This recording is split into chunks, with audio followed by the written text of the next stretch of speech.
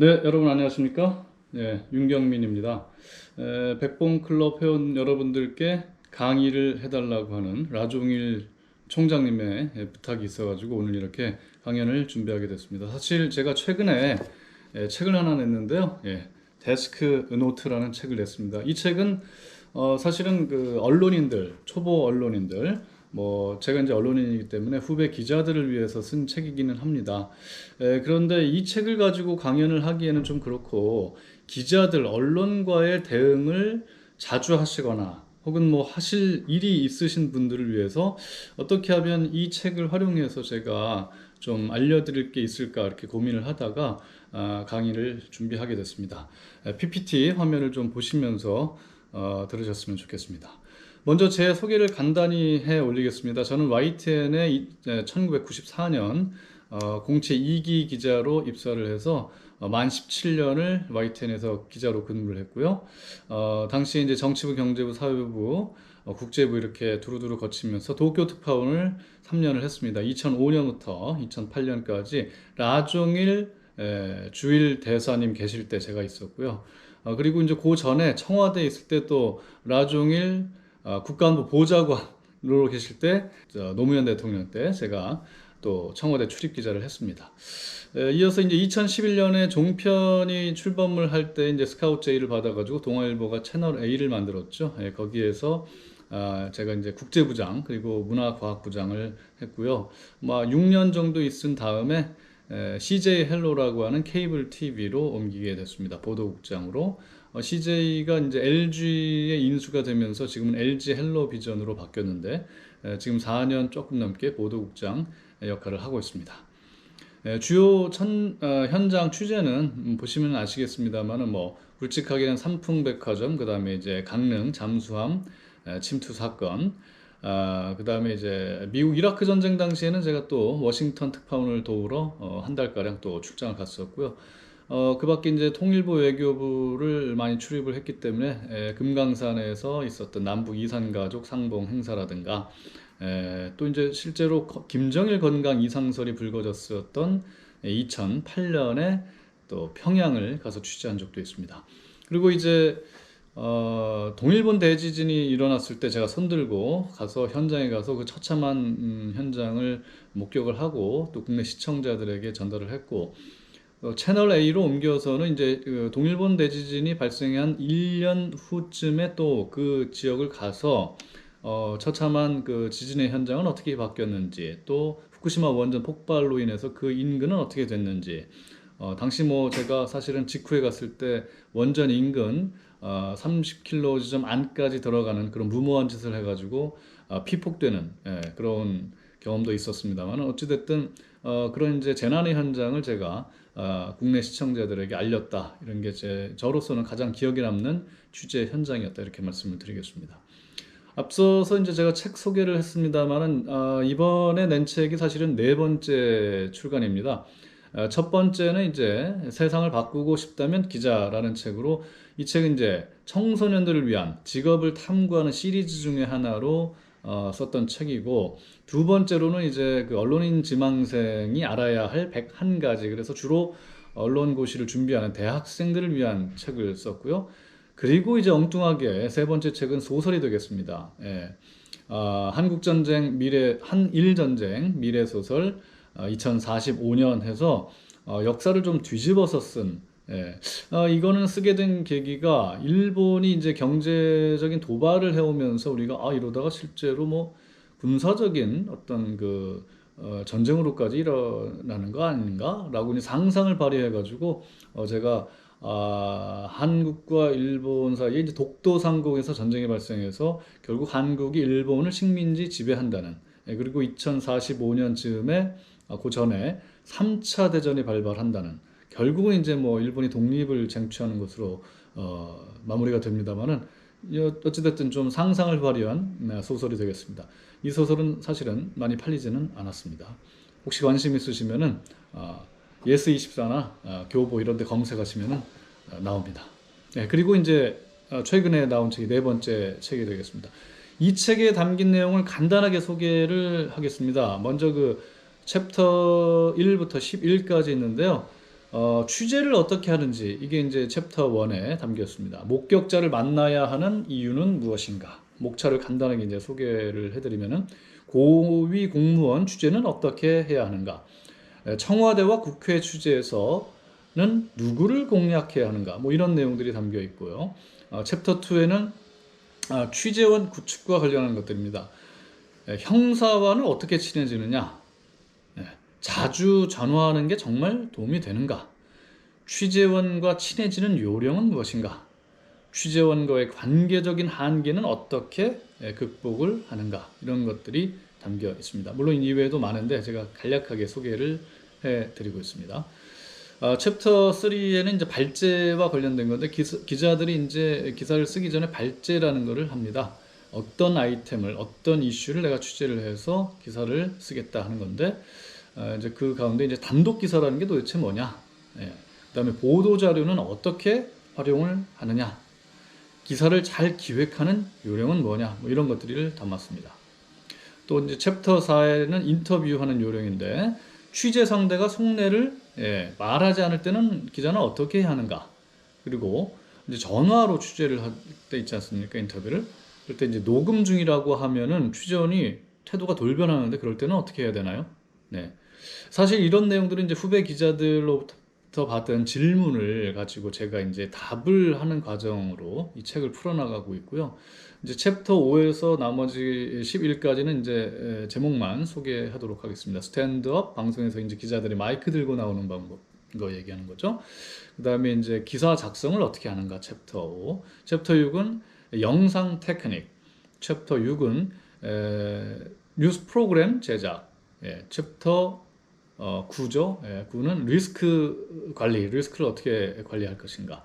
그 다음에 챕터 10, 실전 데스크 사례. 제가 이제 후배들이 쓴 기사를 고쳐주면서 실제 사례를 좀 몇 가지 모아봤고요. 마지막으로는 챕터 11은 디지털 뉴스 콘텐츠 이렇게 잡았습니다. 그래서 여러분들은 뭐 기자도 아니고 기자 생활을 시작 뭐 할 이유도 없기 때문에 이 뒷부분은 빼고요.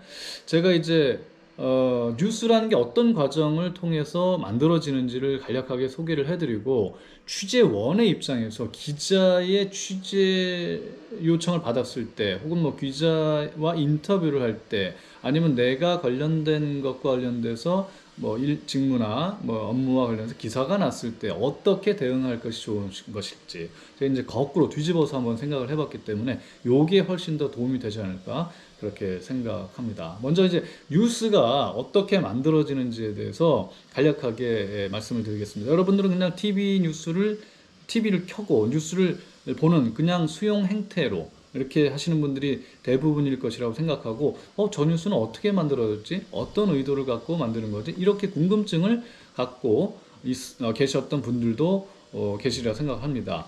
가장 기본적으로는 이제 기자들이 취재를 해서 뉴스를 만들죠. 그러면은 사전에 취재를 합니다. 사전 취재. 직접 현장에 가기 전에 자료 조사를 하거나 인터넷을 서베이를 하거나 뭐 이런 사전 취재 그리고 사전에 어떤 관계자나 당국자나 이런 분들한테 전문가나 전화를 해서 취재하는 방법 이걸 이제 사전 취재라고 합니다. 현장 취재는 살인 사건이든 절도 사건이든 무슨 재난의 현장이든 뭐 브리핑 현장이든 기자회견 현장이든 찾아가서 현장에서 취재하는 것을 현장 취재라고 하죠. 그러니까 사전 취재에 의해서 현장 취재를 하게 되는 거죠. 그리고 이제 기사 작성을 하는데 기사 작성은 당연히 뭐 현장에서 할 때도 있고 이동 중에 할 때도 있고 기자실에 앉아서 할 때도 있고 회사에서 할 때도 있습니다. 기사 작성을 하게 되면은 원고를 기자가 기사를 쓴다 그래서 거기서 끝나는 게 아니에요. 데스크라는 게 있습니다. 데스크, 그러니까 뭐 차장 혹은 부장 이런 데스크들이 기사를 다 봅니다. 이 기사를 제대로 썼는가, 잘 썼는가, 못 썼는가, 혹시 팩트에 오류가 있는가, 팩트 체크까지 겸해서 하는 거죠. 그런 다음에 기사가 데스크가 이제 데스킹이라고 하는데 그게 완료가 되면은 사인을 하죠. 데스킹 버튼을 누르게 되면은 기자가 그걸 방송 기자이기 때문에 리포트 원고를 쓴 것을 녹음실에 가서 녹음을 하게 됩니다. 그리고 나서 이제 카메라 기자하고 영상을 촬영했던 카메라 기자하고 영상 편집을 하게 되는 거죠. 그게 이제 완성된 리포트라고 합니다. 대략 뭐 1분 반에서 요즘에는 2분 정도 하고 뭐 호흡이 긴 심층 리포트는 6분, 7분짜리도 있습니다. 그래서 뉴스가 1시간이라고 보시면은 리포트가 20개가 넘게 이제 나가죠. 뭐 아나운서, 앵커가 뭐 홍길동 기자가 보도합니다. 그럼 이제 홍길동 기자의 목소리와 함께 중간에 인터뷰도 나오고 이걸 리포트라고 하는 거고 뉴스 전체는 그러한 리포트들이 20여 개의 구성물로 돼 있다는 거죠. 이것이 이제 부조정실과 스튜디오를 통해서 진행이 되게 되면은 바로 온에어가 돼서 여러분들의 거실 안방 혹은 뭐 컴퓨터, 스마트폰을 통해서 뉴스로 볼 수가 있게 됩니다. 뭐 예전에는 다 TV로만 뉴스를 봤습니다만 지금은 뭐 스마트폰으로 유튜브로 동시에 신청하거나 나중에 이제 뉴스 콘텐츠를 소비하는 그런 비중이 더 늘어났죠. 사실은 뉴스는 진화하고 뭐 시청 행태가 이렇게 달라지고 있습니다. 여러분들 보시는 지금 사진이 뉴스 스튜디오와 부조정실이라고 합니다. 이렇게 스튜디오는 이제 TV에만 나오는 것들은 아나운서 또는 앵커만 나오지만은 그 뉴스를 제작하기 위한 그 부조정실에는 여러 명의 그 스태프들이 쫙 앉아 있습니다. 프로듀서가 있죠, 뉴스 PD, 그리고 이제 기술 감독 TD가 있습니다. 그리고 오디오를 조정하는 오디오 담당자, 또 비디오를 플레이해주는 비디오 담당자, 조명 담당자, CG 담당자, 자막 담당자, 여러 명의 스태프들이 있습니다. 뭐 AD도 있고요. 일본에 가면은 타임키퍼라 그래갖고 5, 4, 3, 2, 1 VCR 이제 길이가 이만큼 남았다만 불러주는 타임키퍼만 있을 정도입니다. 제가 이제 일본에 테레비 아사히라는 곳에 견학을 가봤더니 실제로 스태프들이 우리보다 훨씬 많고 타임키퍼만 라는 직책만 하는 사람도 있더라고요. 자, 이제 뉴스 앵커의 역할에 대해서 간략하게 말씀을 드리겠는데요. 저도 뭐 앵커를 해봤습니다만은 뉴스 앵커가 가져야 될 소질, 역량, 자질 이런 것들은 일단은 표현력입니다. 전달력. 뉴스를 어떻게 신뢰감 있게 전달을 하는가. 이게 뭐 코미디나 무슨 드라마나 이런 게 아니기 때문에 사실을 전달하는 거기 때문에 신뢰감을 느끼게 해줘야 됩니다. 말에서, 표정에서, 얼굴에서. 그렇죠? 그 다음에 이제 뉴스가 아까 말씀드린 것처럼 1시간짜리라 그러면은 뭐 20개 이상의 리포트가 쫙 가는데 이걸 어떻게 맥락에 맞게 잘 흐름 있게 설명을 해주는가. 이것이 이제 또 앵커의 주요한 역할이 되겠고요. 그 다음에 세 번째로는 편안하게 해줘야 됩니다. 보는 사람들이 편안하게 볼 수 있도록 진행을 해야지 막 불편하게 하면 안 돼요. 그리고 네 번째, 쉽게 전달을 해야 됩니다. 어려운 뉴스라도 쉽게 전달할 수 있도록 풀어서 설명을 해줘야 되는데 어려운 말만 골라서 하거나 맥락 없이 하면은 시청자들이 어려워하죠. 불편해하죠. 기사 쓰는 것도 그렇지만 역시 전달자의 역할도 이런 게 중요하다는 말씀을 해드립니다. 최근에 또 트렌드는 여성 메인 앵커가 많이 늘어나고 있습니다. 지금 MBN은 역시 여성 김주아 앵커죠. 그 다음에 이제 KBS도 메인 앵커가 여성입니다. 기자입니다. 두 번째 트렌드, 앵커 이름을 기억하지 못해요. 과거에는 뭐 KBS에 누구, MBC에 누구 이렇게 메인 앵커 이름을 기억을 했습니다만 요즘은 메인 앵커 이름을 기억하는 사람이 별로 없어요. 왜 그럴까요? 뉴스가 많습니다. TV 매체가 많고 그 다음에 TV의 시청자 수가 줄었어요.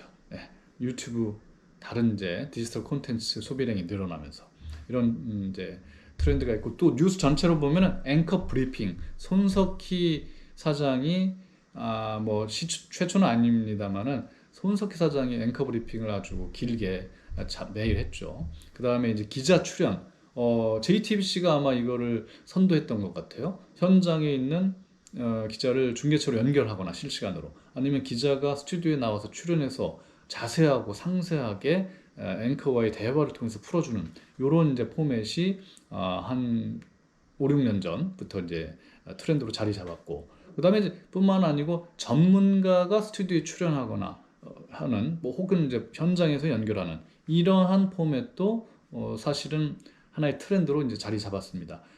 뉴스가 아주 단순한 것이 아니라 손석희 사장의 워딩을 빌면 한 걸음 더 들어간다고 하지 않습니까? 그러니까 심층적으로 궁금증을 해소해주는 그런 뉴스로 트렌드가 변했다 이렇게 말씀을 드리겠습니다. 그 얘기는 이제 뭐 뉴스의 개수 자체는 이제 줄어들었다는 얘기죠. 이제 그 다음에 이제 뉴스 앵커는 그렇고 시사 프로그램의 진행자, 앵커의 역할은 어떤 것이 있는가? 이것도 제가 해봤습니다만은 가장 첫 번째는 중요한 정보를 이끌어내는 게 중요한 것 같습니다. 출연자들이 몇 명 있죠? 인터뷰 상대로부터 중요한 정보를 끌어내는 것이 중요하고, 두 번째는 균형을 지키는 게 중요합니다. 요즘같이 이제 선거철이면은 여측 인사, 야측 인사가 나올 당사자들이 나올 수도 있고, 예, 패널이라 하더라도 이제 한쪽에 치우친 그런 이제 패널들이 있을 텐데, 그런 사람들 사이에서 균형을 잡아줘야 돼요. 중심을, 무게 중심을 딱 잡아줘요. 앵커라고 하는 것은 예, 그 닷 아닙니까? 닷을 딱 내리고 이 배가 예, 그 출렁이는 파도에서 흔들리지 않도록 해주는 게 바로 앵커입니다. 그래서 뉴스 진행자를 앵커라고 하는 거거든요.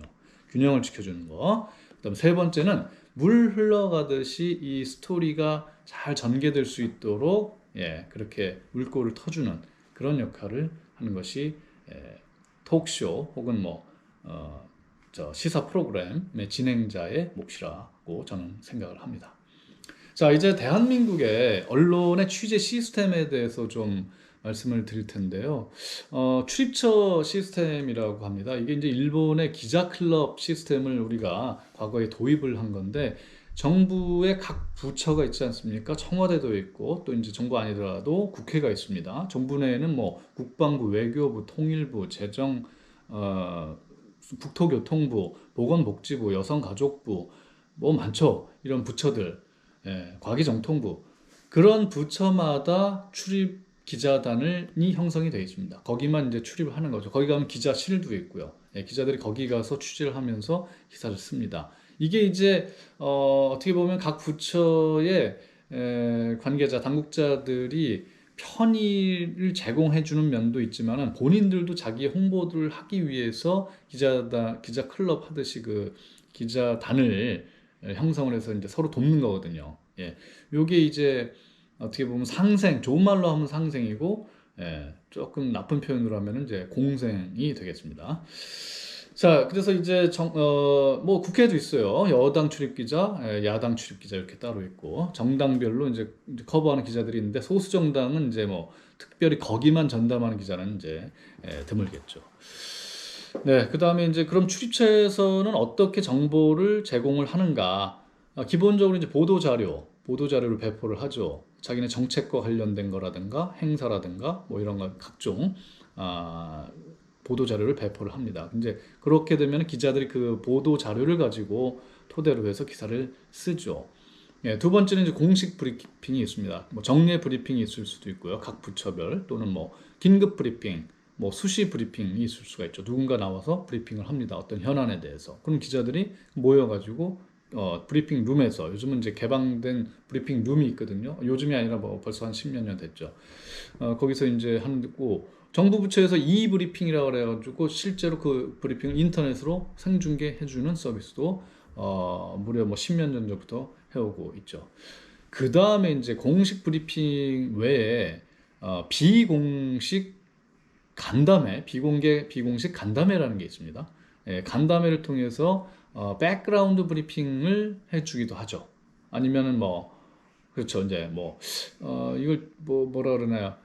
좀 더 자세하게 설명해주기 위한 공식 브리핑 외에 그런 간담회 자리가 있어요. 백그라운드 설명을 해주는 그걸 뭐 약간 분리하기도 하는데 이런 것들이 있습니다. 그 다음에 이건 이제 집단이라고 할까요? 어떤 기자단 전체에 대한 정보 제공 차원이고, 이제 기자들은 그것만 하는 게 아니죠. 사실은 개별 취재를 합니다. 개별 취재라고 하는 것은 앞서 말씀드렸던 보도 자료라든가 뭐 공식 브리핑이라든가 간담회라든가 이런 게 아니고, 개별적으로 당국자 혹은 관계자에게 전화를 하거나 만나거나 해서 어떤 질문을 하고 답변을 듣고 정보를 수집을 하는 거죠. 이런 것들을 이제 개별 취재라고 하는데, 그런 것들이 이제 경찰서에 가면은 사건 기자들이 이게 이제 일본 말인데 사스마리라고 있습니다. 사스마리는 사츠마와리인데, 원래 경찰의 찰자와 마와리는 이제 회입니다. 돌회. 경찰서를 돌아다닌다는 거예요. 그러면서 무슨 사건이 일어났는지, 살인 사건이 일어났는지, 방화 사건이 일어났는지, 뭐 강도 사건이 일어났는지 이렇게 정보를 수집하는 겁니다. 그래서 경찰관한테 물어가지고 취재를 하는 거죠. 그런 게 있고, 경찰뿐만이 아니고 각 정부 부처다 그러면은 당국자 방을 돌아다닙니다. 청와대는 이제 딱 그 비서동이 막혀 있고 춘추관에 외로운 섬처럼 이렇게 막혀 있지만은 다른 정부 부처는 개방이 돼 있거든요. 그래서 정부 당국자 뭐 북미국장이다, 차관이다, 장관이다, 뭐 아중동 국장이다. 이런데 국장방, 뭐 과장방 찾아다니면서 이런 거 저런 거 묻는 거죠. 거기에 이제 공무원들이 뭐 친절하게 대답해 주는 사람이 있는가 하면은 뭐 그렇지 않은 사람도 있겠습니다만 그게 이제 다 관계 속에서 형성이 되는 건데 어찌됐든 그런 식으로 해서 취재를 하게 됩니다. 예, 그리고 이제 어, 세 번째는 이제 아까 이제 어떤 그 출입처에서 정보를 제공하는 경우가 있었고 두 번째는 이제 기자가 개별 취재를 통해서 정보를 획득하는 경우가 있다고 그랬는데 세 번째는 바로 제보입니다. 제보. 그래서 제보는 이제 누군가 제3자가 어떤 이제 알려지지 않은 사실을 기자에게 알려주는 거죠. 혹은 언론사에 알려주는 거죠. 방법은 이제 전화가 있고 이메일이 있고 과거에는 뭐 팩스라든가 이런 게 있었습니다만은 이런 제보에는 내부자 고발이 있을 수 있습니다. 요즘 아주 그 핫한 윤석열 총장과 관련해가지고 사주 고발이 있었다. 뭐 이런 것이 내부자의 제보로 나온 거 아닙니까? 그게 뭐 사실인지 아닌지는 제가 확신하지 못합니다만은 어찌됐든 그런 게 이제 공익적인 제보도 있을 수 있고 개인의 이익을 위한 제보가 민원성 제보가 있을 수 있기 때문에 그런 제보를 받았을 때는 기자가 잘 판단을 해야 돼요. 그리고 크로스 체크를 해야 됩니다. 그 사람 말만 듣고 쓰면은 나중에 이게 사실이 아닐 수도 있거든요. 굉장히 신중하게 접근을 해서 두 곳, 세 곳 이렇게 확인 취재를 하는 것이 기본입니다. 그렇지 않은 경우도 있는데 굉장히 위험합니다. 그리고 이제 제보를 받게 되면은 그 사람을 직접 만나거나 현장을 가봐야 되겠죠. 그리고 말씀드린 것처럼 그 제보자 이외의 다른 관계자들도 추가를 취재해서 확인을 해야 됩니다. 이런 것들이 필요하다는 말씀을 드리고요. 어차피 이제 미디어에 대해서 제가 말씀을 드리니까 긍정적인 역할과 미디어의 부정적인 역할 두 가지가 있다고 보는데요. 저는 실제로 그런 경험을 해봤고, 가장 이제 미디어 언론인들은 이렇게 얘기를 합니다. 가장 긍정적인 역할은 첫 번째로는 언론의 역할, 제 1번은 권력을 감시하고 견제하는 겁니다. 네. 그리고 당연한 거 아니겠습니까? 예, 독재 권력이 언론의 감시와 견제가 없으면은 국민들은 독재 정권에서 그냥 짓밟히는 거죠. 그래서 이것을 가장 첫째 역할로 저는 규정을 하고 두 번째는 알 권리 충족입니다. 사람들이 알아야 할 사항들, 권리를 충족시켜 주는 것이 언론의 두 번째 임무다 이렇게 보고요. 세 번째는 역시 이제 사회적 약자의 편이 돼야 된다. 예, 강자의 편이 아니고 사회적 약자의 편에 서서 우리 사회를 사회적 약자가 뭐라 그럴까요? 좀 힘을 가질 수 있도록 그렇게 해야 되고 네 번째는 민주주의 발전에 언론이 기여를 해야 되고 정의 사회를 구현해야 하는데 앞장을 서야 된다. 너무 이제 뭐 좀 딱딱한 이야기이긴 합니다만은 자세히 생각해 보면은 이건 틀림없이 언론이 추구해야 될 네 가지 방향이다 이렇게 저는 주장을 합니다. 자, 실례로 진짜 그러면 대한민국 미디어가 혹은 뭐 전 세계 어느 미디어가 이런 일들을 했는가라고 이제 물어보시는 분이 계실 수 있는데 제가 대표적으로 5.18 광주 항쟁 이걸 누가 알렸습니까? 대한민국 언론에서 처음으로 알리지는 않았죠. 당시에 땡전 뉴스를 했죠. 9시 땡 하면 전두환 대통령 광주 폭동 이런 얘기를 했는데 안타깝게도 이것은 독일의 기자가 전 세계에 알림으로써 우리 그 비극을 조금이라도 뭐라 그럴까요? 전 세계에 알렸고 이 독재 정권을 무너뜨리는데 계기로 작용했던 그 사람이 바로 히츠헌터인가요? 예, 그 독일인 원래 이제 일본 특파원이었어요 도쿄. 근데 이제 광주에 폭동 있다 이런 한국 뉴스를 접하고 한국으로 왔죠. 김포공항에서 택시를 타고 서울에서 광주로 가지 않았습니까? 그게 바로 이제 유명한 택시 운전사라는 영화에서 그 스토리가 나옵니다. 실화를 바탕으로 한 영화죠. 이 기자가 아니었으면 광주 항쟁이 오늘날까지 묻혀 있었을지도 모릅니다. 사실은. 두 번째, 박종철 고문치사 사건. 어떻게 세상에 밝혀졌습니까? 동아일보 기자가 기사를 써서 알려졌죠. 그냥 은폐될 뻔했던 것들. 물고문 도중에 탁치니 하고 쓰러졌다. 거짓말을 했는데 고문 중에 숨졌다는 게 나중에 드러났죠. 은폐하려다가. 이것도 역시 1987이라는 영화를 통해서 새롭게 스크린으로 탄생을 했습니다. 여러분 다들 많은 분들이 보셨을 거라고 믿습니다. 세 번째, 이건 뭐 가장 최근에 최순실 사태. 이 PC, 태블릿 PC 하나에서 이 최순실의 연설문을 고쳐줬다든지 아무런 직책 없이 국정을 농단한 사건이 알려지죠. 이걸 토대로 해서 계속 끊임없는 박근혜 정부의 무능함과 어떤 비리들이 다 나오면서 결국 뭡니까? 권좌에서 물러나고 탄핵이 됐고 정권이 바뀌는 그런 사태까지 발전했습니다. 다 언론에서 비롯된 겁니다. 이러한 보도가 없었더라면 촛불혁명도 없었고 정권 교체도 없었을 겁니다. 뭐 어느 정권을 지지하느냐와 관계없이 미디어는 이런 세상을 변화시키는 일을 하고 긍정적으로 변화시키는 일을 한다. 이렇게 저는 생각을 하고요. 이제 아까 말씀드린 대로 그렇지만은 부정적인 역할도 있습니다. 몇 가지 예를 들어볼까요? 베르테르 효과 잘 아시죠? 베르테르 소설에서 이 주인공이 권총으로 자살하는 것을 보고 당시에 유럽의 많은 젊은이들이 권총 자살을 했다. 실제로 말이죠. 우리나라에서도 배우 최진실 씨가 스스로 목숨을 끊은 이후에 자살률이 늘었다는 통계 자료가 있습니다. 그리고 이제 또 다른 이제 부정적인 어떤 역기능, 모방 범죄를 유발할 수 있다. 범죄 행위를 너무 자세하게 묘사를 하게 되면은 그와 비슷한 범죄가 많이 발생한다. 이런 얘기입니다. 우유 투입구에다가 뭐를 넣어가지고 문을 따고 아파트를 들어가서 하는 절도 행위가 늘어나고 있다. 혹은 뭐 연립주택이나 빌라촌에 가스관 있죠? 이걸 타고 올라가가지고 빈집 터는 게 늘어나고 있다라든가 이런 것들을 자세하게 알려주면은 저런 방법이 있었구나. 나도 해봐야 되겠다. 이렇게 해서 추가 무방 범죄가 발생할 수 있다는 거죠.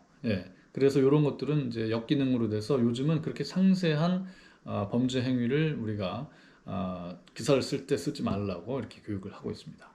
자, 그리고 이제 뭐 하지는 않았지만은 결국 어떤 사안을 집중적으로 보도함으로써 피해가 발생한다는 거예요. 관계자가 자기는 잘못이 없는데도 예를 들어서 저희가 요즘 조류 독감을 요즘 AI라고 하지 않습니까? 인공지능 말고 AI. 이게 왜 AI로 바뀌었냐면 조류 독감이라는 말을 하면서 막 조류 독감 때문에 새들이 다 죽고 뭐 저 닭들도 다 죽고 이러니까 닭고기가 안 팔리는 거예요. 치킨집 망해요.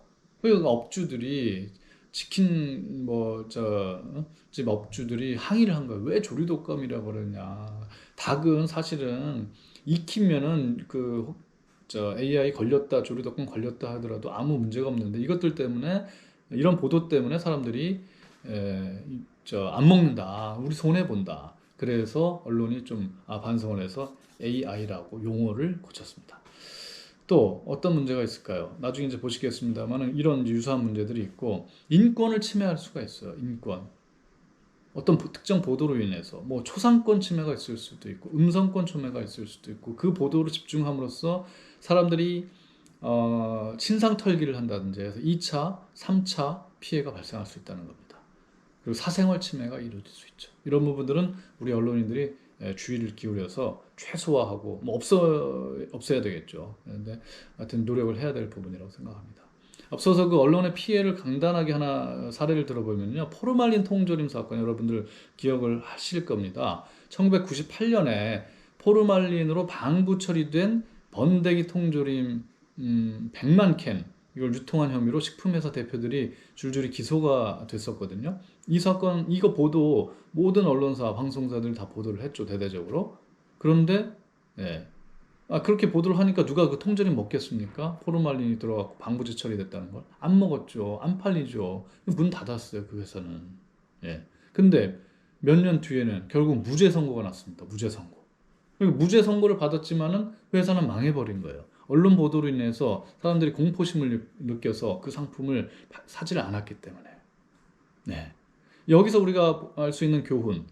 자, 알고 보니 이 통조림에 함유된 포르말린은 자연계에 존재하는 정도의 양으로 인체에는 무해한 것으로 밝혀졌다. 그러니까 애초부터 포르말린이라는 게 있긴 있었지만 인체에는 무해했던 거예요. 그죠? 근데 그냥 이게 보도돼 갖고 기소가 검찰도 뭐 저 잘못 기소를 한 거예요, 사실은. 무죄로 나왔으니까. 근데 그것도 이제 언론도 참 이거 딜레마긴 합니다. 우리가 그러면은 이게 뭐 기자들이 검증을 어디까지 해야 되느냐 이런 문제는 있어요. 어찌됐든 이런 보도 때문에 피해자가 발생했던 거죠. 네, 언론의 무책임한 허위 과장 보도가 소비자들의 공포를 일으켜서 결국 죄 없는 회사를 망하게 하고 사회적인 혼란을 초래했던 사건이다. 이렇게 기록을 하고 있습니다. 제가 뭐 딜레마라고 말씀드렸으니까 참 모호한 면도 없지 않아 있습니다. 다음 이제 기레기의 출현입니다. 기레기라는 말은 요즘 뭐 통상적으로 사람들이 많이 쓰죠. 참 부끄러운 일입니다만은 제가 기억하기로는 기레기라는 표현이 아마도 세월호 사건 때 처음으로 나왔던 것 같습니다. 전원 구조, 예, 오보였죠. 아이들이 다 그냥 안타깝게 죽어가고 있는데 예, 거기 전원 구조라고 잘못된 정보를 교육청이 문자를 잘못 보낸 바람에 기자들이 다 그걸 속보 경쟁하느라고 쓰죠. 결국 전원 구조가 아니었죠. 희생이 너무나도 컸습니다. 그 다음에 자 생존해서 구조돼서 무트로 나오는 학생들한테 묻습니다. 인터뷰 라이브로 생방송으로. 같은 반 친구 누구 죽은 거 알고 있니? 이런 질문들. 그 충격이 얼마나 컸겠습니까? 그 아이들한테 무분별한 질문을 하는 이런 것들을 보고 야 기레기다. 기자 쓰레기다. 이렇게 사람들이 이야기를 하게 된 거죠. 이제 세월호 때 그것뿐만이 아니죠. 유병언 그 세월호 선박 그 선주 회사 오너죠. 회장 유병언 일가를 집요하게 추적 보도했던 것. 예, 경쟁적으로. 그러다 보니까 구원파까지 구원파하고 사실은 관계가 없는데 흥미 위주로. 예. 종교 탄압으로까지 비춰질 정도로 그렇게 집중적으로 보도를 했죠. 그 다음에 유병언 아들 유대균이 혼자 사는데 뼈 없는 치킨을 시켜 먹었다라는 보도까지 있었어요. 아니 뼈 있는 치킨을 먹든 뼈 없는 치킨을 먹든 무슨 관계란 말입니까? 흥미 위주의 보도만 하다 보니까 경쟁적으로 기레기라는 말을 듣게 된 겁니다. 지금 보시는 사진은 너무나도 유명한 사진이죠. 네, 사이공식 처형이라는 에디 애덤스 AP통신 기자가 베트남 전쟁 당시에 찍은 사진입니다. 사이공에서 거리에서 남베트남 경찰 장관이 북베트남 베트콩이죠 간부를 즉결 처형하는 장면이에요. 이 사진이 미국에 보도가 되면서 야 정말 저렇게 무자비하게 재판도 없이 즉결 처형을 하냐? 그래가지고 반전 여론이 높았죠. 그래서 결국은 베트남 전쟁을 종전시키는데 이 사진 한 장도 역할을 했다 이렇게 평가를 받고 있습니다. 그런데 알고 봤더니 이게 무고한 시민을 죽인 게 아니었다. 그래서 즉결 처형의 희생자는 남베트남 경찰과 가족, 친척을 34명이나 죽이고 도랑에 내다버린 베트남 암살부대 대장이었다는 사실이 밝혀졌죠. 즉결 처형을 집행했던 베트남 공화국 국가경찰 총수 이 사람은 베트남이 패망한 뒤에 미국으로 망명을 했습니다만은 이 사진 때문에 평생을 잔인한 살인마로 비난받으면서 살아야 했다고 합니다. 이 사진을 찍은 애덤스는 나중에 이거를 자기가 찍은 거를 후회를 했다고 그래요. 그러면서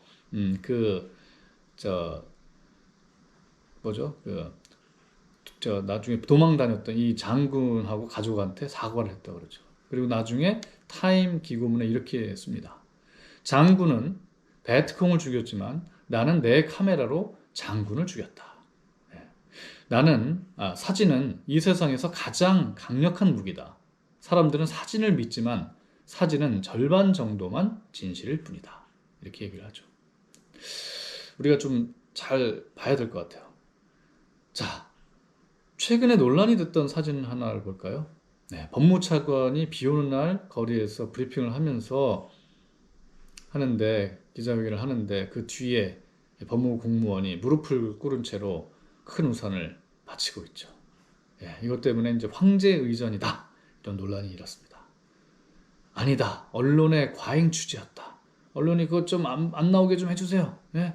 이런 사실이 뭐 비일비재합니다. 사실은 막 소리도 지르고 그래요. 막 비켜 막 반말도 하고 심지어 욕도 나오고 막 이럽니다. 뭐 기자니까 취재 현장에 가면 기자들끼리 또 경쟁이 치열하다 보니까 그다음에 화면에 뭐 이상한 게 나오면 안 된다 이거예요. 이것도 어느 게 진실일까요? 네. 현장에 있었던 사람들은 알 수 있을 겁니다. 정말 절반의 네, 절반만의 진실. 네. 와닿는 사진이 아닌가 이렇게 생각이 됩니다. 자, 그러면 이제 기자들의 비공식 취재 방식에 대해서 말씀을 드리겠습니다. 봉숭아 학당이라고 있습니다. 관계자, 특히 이제 좀 고위급 관계자가 되겠죠. 핵심 당국자 방에는 기자들이 몰려듭니다. 그래서 이제 뭐 예를 들면은 육자회담과 관련해서 한반도 평화교섭 본부장 외교부에 그 방에는 뭐 수시로 기자들이 모이는데 4-5명이 있을 때도 있고 10몇 명이 몰려들 때도 있죠. 그래서 이제 궁금증들을 해소하기 위해서 막 물어보고 이걸 이제 뭐 이 얘기 저 얘기 뭐 하다 보니까 봉숭아 학당이다 뭐 이런 별명을 제가 붙였고 당시 뭐 실제로 그런 이름이 붙기도 했습니다. 그리고 이거 말고 소그룹도 취재도 있어요. 그러니까 뭐 2명, 3명, 4명, 5명 이렇게 기자들이 팀을 짜가지고 당국자를 와 같이 식사 약속을 해가지고 밥 먹는 자리에서 취재하는 뭐 이런 방식이 되겠어요. 세 번째는 이제 1대1 마을이 아까 얘기했던 것처럼 혼자 개별적으로 어떤 사람을 찾아가거나 전화하거나 뭐 이렇게 해서 취재하는 방식이 되겠습니다. 이게 이제 비공식 취재의 전형적인 방식이 되겠고요. 자, 취재원과의 관계 아까 제가 이제 뭐 공생관계다 뭐 이렇게 얘기를 했었는데 사실은 이제 건강한 긴장 관계가 가장 바람직한 관계겠죠. 친밀한 관계를 맺어둘 필요가 있지만 도를 넘어서는 안 됩니다. 그러면 유착이 될 수가 있어요. 권언유착, 예, 또는 뭐 경언유착, 검언유착 이런 게 될 수가 있겠죠. 주의를 해야 됩니다. 자, 그리고 숨기려는 자와 알아내려는 자 이렇게 또 구별을 할 수가 있겠죠. 뭐 정보를 가지고 있는 사람들은 다 숨기려고 하죠. 기본적으로 이게 밖으로 내세 나가면 안 되는 그런 이제 정보들이 사실 많지 않겠습니까? 그걸 이제 알아내려고 하는 것들이 또 기자의 어떤 뭐랄까 생리죠, 생리. 그래서 도망가는 자와 쫓아가는 자처럼 정보를 안 알려주려는 자, 숨기려는 자와 알아내려는 자 이렇게 또 나눌 수가 있겠습니다.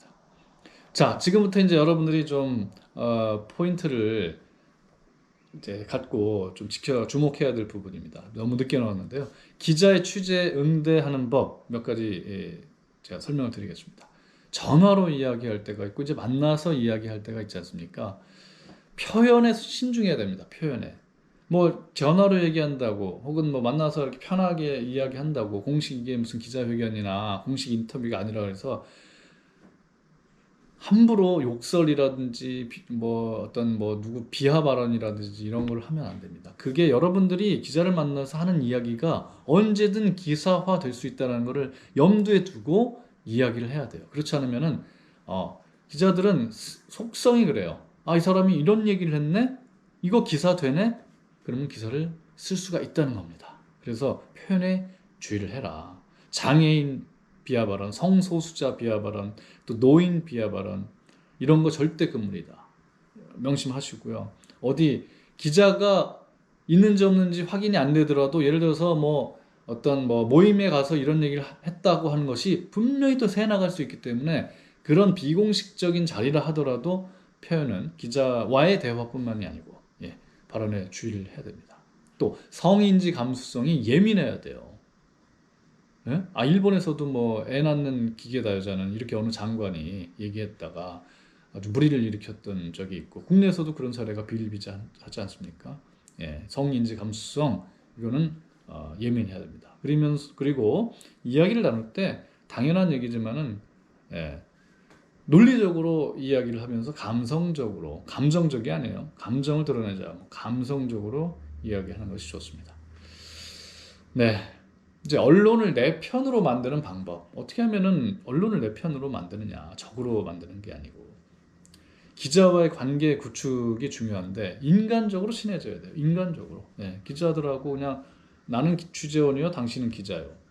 이렇게 선을 딱 완전히 긋고 하는 것보다는 어느 정도 친밀 관계를 맺어두는 것이 좋죠. 인지상정 아니겠습니까? 내가 어려울 때 도와주고, 당신이 어려울 때 내가 도와주고. 성의껏 대답을 하는 게 좋습니다. 숨겨야 될 것까지 다 그냥 까발리라는 얘기가 아니라 그래도 기자의 입장에서 이 사람이 좀 나한테 성실하게 성의껏 이야기를 해주는구나 라는 신뢰감을 줄 수 있도록 귀찮아한다는 인상을 주면 안 돼요. 아니면 뭔가 숨기려고 한다는 인상을 주면 안 됩니다. 성의를 다한다는 인상을 갖도록 기자를 응대하라. 모르면은 취재에서 비밀이 아니라면은 내가 모르는 거면 잠시만요, 내가 그거 알아보고 다시 연락드릴게요. 그래서 자기가 내부 취재를 해가지고 기자한테 알려주면 됩니다. 그게 이제 비밀이 아닌 한 얘기하는 거예요. 그러면 신뢰관계가 쌓이고 친분관계가 쌓이겠죠. 그럼 언젠가 기자한테 도움을 받을 일도 있다는 말씀입니다. 경조사를 챙겨라. 이건 뭐 기자들한테도 제가 취재원의 경조사를 챙겨라 얘기를 하는데 기자에 대해서도 경조사를 챙기면 취재원한테 대한 고마움을 갖게 되죠. 이건 누구든지 마찬가지 아니겠습니까? 부친상을 당했거나 뭐 이런 일이 있을 땐 꼭 가서, 요즘 뭐 코로나 때문에 상가집 잘 안 간다고 하긴 하지만은 그런 것들이 필요합니다.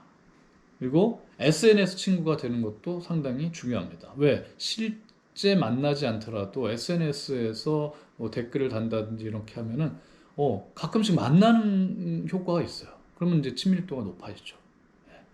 그리고 내가 부탁할 일이 있을 때는 솔직하게 적극적으로 부탁을 하세요. 이거 내 홍보 뭐 보도자료 이거 하나 냈는데 이거 좀 꼭 좀 써주세요. 이거 나한테 도움이 되는 거고 내가 다음에 도와줄 일 있을 때 반드시 도와줄 테니까 꼭 좀 부탁합니다. 그러면은 기자들이 그거를 외면하겠습니까? 평소에 이렇게 관리를 잘 해놓으면은, 그러면 이제 기사 가치가 다소 떨어지더라도 써줄 수가 있죠. 자, 다음 이제 보도자료 작성법인데요. 보도자료는 이제 기자의 입장에서 한번 생각을 하면서 쓰는 것이 가장 좋을 것 같아요. 뭐 여러분들이 직접 보도자료를 쓸 일이 있을지 없을지는 제가 모르겠습니다만 혹시 이런 기회가 있다면은 핵심 메시지를 기사체로 써주는 게 가장 좋습니다. 기자들이 편하거든요. 그냥 이것저것 다 넣어가지고 이게 뭐가 이게 핵심이지? 기자들 용어로 이게 야마가 뭐야 도대체?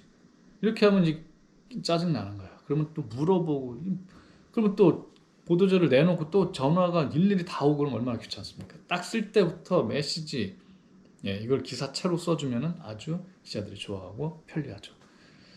그리고 이제 상세하게 궁금증이 남지 않도록 상세하게 써줘야지 추가 전화를 안 받아요. 그 안에 보도자료 안에 핵심 메시지와 더불어서 상세한 내용까지 담아줘야지 궁금증이 남지 않도록 써야 된다. 그리고 세 번째, 데이터, 통계치, 그래프 이런 거를 많이 넣어줘라. 그래야지 그 기사 쓰기가 편합니다. 신뢰감을 주고 객관성을 띠는 자료가 되거든요. 통계치, 그래프도 잘 그려줘가지고 그 그래프를 또 방송이나 신문에 그대로 인용할 수 있게 하면은 최고죠. 그리고 이제 뭐 이건 많이 하는 겁니다만은 관계자 인터뷰까지 넣어주는 거예요. 신문은 뭐 그런 거 많이 하지 않습니까? 누구 관계자는 이에 대해서 뭐 실명으로 써야 되겠죠. 뭐 무슨 뭐 대표이사는 이렇게 뭐라고 얘기했다. 아니면 무슨 정부 부처 무슨 실장은 뭐라고 이야기했다. 넣어주면은 신문은 아주 편리합니다. 방송은 물론 이제 대면 인터뷰를 해야 되면은 그걸 토대로 가지고 이렇게 좀 얘기를 해달라 해서 방송 인터뷰를 따면 되겠죠. 마지막으로 요거는 참 제가 요즘에 많이 느끼는 건데 보도자료 쓸 때 제발 좀 어려운 행정용어 좀 쓰지 마십시오. 두 번째, 영어식 혹은 다른 외래어 남발하지 마십시오. 왜 우리말을 이렇게 오염시킵니까? 왜 이렇게 어려운 말을 행정용어를 씁니까? 쉬운 말로 좀 풀어서 써주십시오. 팬데믹 이런 거 하지 마세요. 그냥 세계적 유행병, 감염병의 세계적 유행 이렇게 쓰면 돼요. 위드 코로나 뭡니까? 위드 코로나와 함께 하면 될 거를 우리말로 쉽게 써주시고, 도복, 피해 이런 거 하지 마세요. 도복, 난 태권도 도복인 줄 알았어요. 태권도 도복, 벼가 쓰러지는 걸 가지고 도복 피해랍니다. 이걸 누가 알아듣겠습니까? 농민들은 좀 알아들을지 모르겠습니다. 행정용어 조심해서 우리말로 좀 쉽게 풀어서 써주시기 바랍니다. 기자 응대 매뉴얼이라고 몇 가지 적어봤습니다. 사적인 모임이라도 책임질 수 없는 말은 하지 마라. 편안하게, 내가 이제 이 사람 친해서 편안하게 얘기한다고 하지만은 나중에 그냥 책임질 수 없는 말 하지 마십시오. 술 마시고 그냥 막 말을 하다가 나중에 큰 코 다칠 수가 있습니다. 그 다음에 두 번째, 익명을 요구해야 할 때는 반드시 요구를 해야 됩니다. 익명으로. 아, 내가 이 얘기 했다고 하지 말아달라. 예, 이렇게 좀 반드시. 그러면 그걸 또 무시하고 쓸 사람은 없어요. 예, 익명을 요구하는 게 필요할 때는 익명을 반드시 요구해라. 그 다음에 오프 더 레코드인지 엠바고인지 분명히 해라. 예, 오프 더 레코드는 기사 쓰지 말아달라는 거고, 엠바고는 언제까지는 기사 쓰지 말고 언제 이후에 써달라. 요걸 분명하게 해줘야지. 아유, 그때 그 얘기 안 했잖아요. 오프 더 레코드란 말 없어서 제가 썼는데요. 아니, 그때 무슨 엠바가 없었잖아요. 그래서 뭐 당장 썼는데요. 이런 얘기 나오기 때문에 그런 게 필요할 때는 반드시 언급을 해줘야 됩니다. 그 다음에 요거 주의해야 돼요. 전화할 때도 그렇고요. 만나서 이야기할 때도 그렇고, 기자가 녹음을 하는지 안 하는지를 잘 관찰하고 살펴야 됩니다. 요즘 녹음하는 거 많습니다. 이 녹음하는 목적은 뭐 대략 있어요. 세 가지. 첫째는 이게 사람들이 말을 막 빨리 하기 때문에 전화를 할 때도 그렇고 받아쓰기가 혹은 받아치기가 어려운 경우가 있거든요. 그래서 나중에 다시 보강을 하기 위해서 녹음을 하는 경우가 있고, 만나서 이야기할 때도 마찬가지예요. 내가 이걸 일일이 다 기억을 못하기 때문에 메모할 수 없다 그러면은 메모해라 하더라도 그렇고요. 그래서 녹음하는 경우가 있고요. 두 번째는 방송의 녹취로 쓸 가능성을 염두에 두고 녹음을 하는 경우가 있습니다. 예, 음성 변조를 해가지고 써도 되기 때문에 경우에 따라서는. 세 번째는 나중에 당신이 이 말 하지 않았냐고 증거로 제시하기 위해서 녹음을 하는 경우가 있어요. 어찌됐든 녹음을 한 걸 전제로 생각해서 발언을 하는 게 가장 안전한 거겠죠. 명심하시고요. 예, 그 다음에 이제 뭐 예를 들어서 혹시 녹음하는 거 아니에요? 이렇게 대놓고 물어봐도 되겠습니다. 그 다음에 이제 그 기자하고 만나서 얘기할 때 제발 그 기자의 국장, 부장을 들먹이지 마세요. 아, 내가 당신 그 부장 잘 안다, 국장 잘 안다. 괜히 아는 척하면 오히려 손해. 기자들은 그런 거 제일 싫어해요. 아, 그래서 어쨌다는 거야. 뭐 지금 겁주는 거야? 이렇게 생각하고 반발심을 초래할 수 있기 때문에 아주 조심해야 됩니다. 이 꿀팁입니다.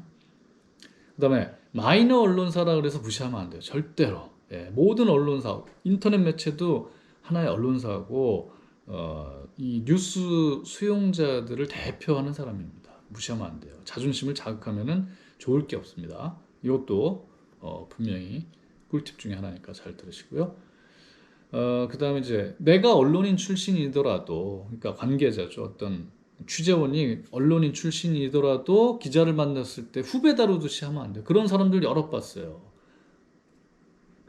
안 됩니다. 그때나 언론인이었지 당신이 지금도 언론인이냐. 왜 나를 후배 취급하냐. 기자들이 자존심이 좀 강한 편이기 때문에 그런 거는 굉장히 주의를 기울여야 됩니다. 그리고 들어줄 수 있는 부탁은 적극적으로 들어주는 게 좋습니다. 또 아까 얘기한 것처럼 써달라고 할 때 좀 부탁하는 것도 적극적으로 하세요. 그러면 또 인간이 뭐 그런 거 아니겠습니까? 서로 부탁을 친밀한 관계고 하면은 뭐 기사 안 되는 거를 써달라 뭐 이렇게 하면 안 되겠지만은 뭐 기사 가치가 좀 낮긴 하지만은 써줄 수 있는 건 써주겠죠. 이렇게 정리를 하겠습니다. 기자 응대 매뉴얼.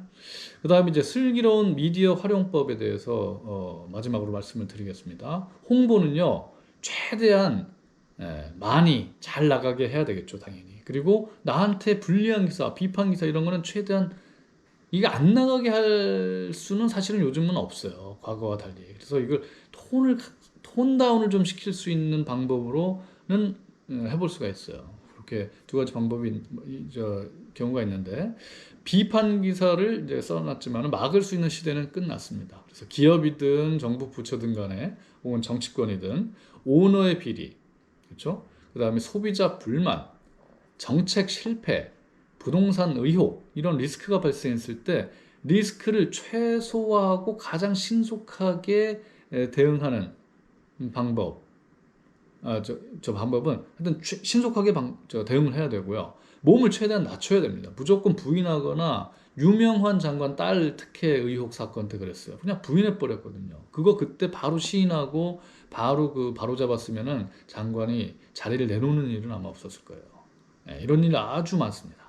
그러니까 신속하게 대응하고 최대한 몸을 낮춰야 된다. 그게 리스크 관리법 중에 하나입니다. 그 다음에 솔직하게 대응을 해야 돼요. 이거 그냥 처음부터 거짓말했다가는 그죠? 호미로 막을 거를 가래로도 못 막는다. 예, 이게 여러 그 사례가 있습니다. 나중에 이걸 따로 모아서 제가 좀 책을 하나 쓸까 할 정도로 양이 많아요. 그런 사례들이. 그리고 이후에 그런 다음에 이후에 이제 납득할 만한 문제 해결에 나서는 것이 신뢰를 얻는 지름길이 되겠습니다. 일단은 몸 낮추고 수용하고 바로 그 사과하고 그 다음에 이제 대응책을 마련하는 거죠.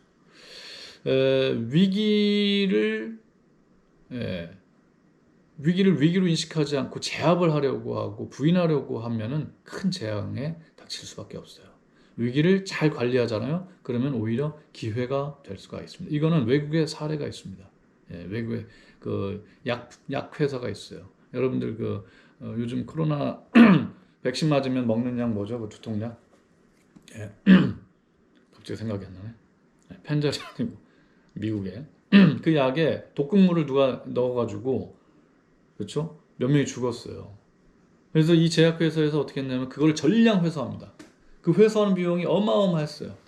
근데 이건 위험하기 때문에 어느 그 약에 두통약에 그 독극물이 들어있을지 모른다 해서 전량 회수했습니다.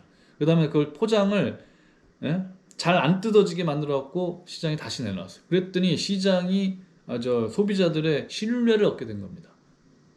그래갖고 이 약은 훨씬 많이 팔리고 그 기업은 위기를 기회로 갖게 된 거예요. 이게 여러분들이 혹시라도 언론 대응할 때 아주 그 베스트 대응 매뉴얼로 삼아야 하는 아주 모범 사례입니다. 여기까지 이제 제가 이번 책을 토대로 해서 사실은 이런 내용은 이 책에는 나오지가 않고요. 여러분들은 이제 뭐 언론인이거나 혹은 언론이 되려고 하는 분들이 아니기 때문에 이 책에 대한 내용은 사실 별 의미가 없어서 제가 나름대로 거꾸로 언론을 어떻게 대응해야 되는가, 언론 대응법에 대해서 말씀드렸습니다. 좀 시간이 많이 지났는데 들어주셔서 감사하고요. 혹시 기회가 되면 이 책 주변에 많이 좀 홍보 좀 부탁드리겠습니다. 오늘 강의는 여기까지 하겠습니다. 경청해 주셔서 대단히 감사합니다. 고맙습니다. 고프로 동영상 정지.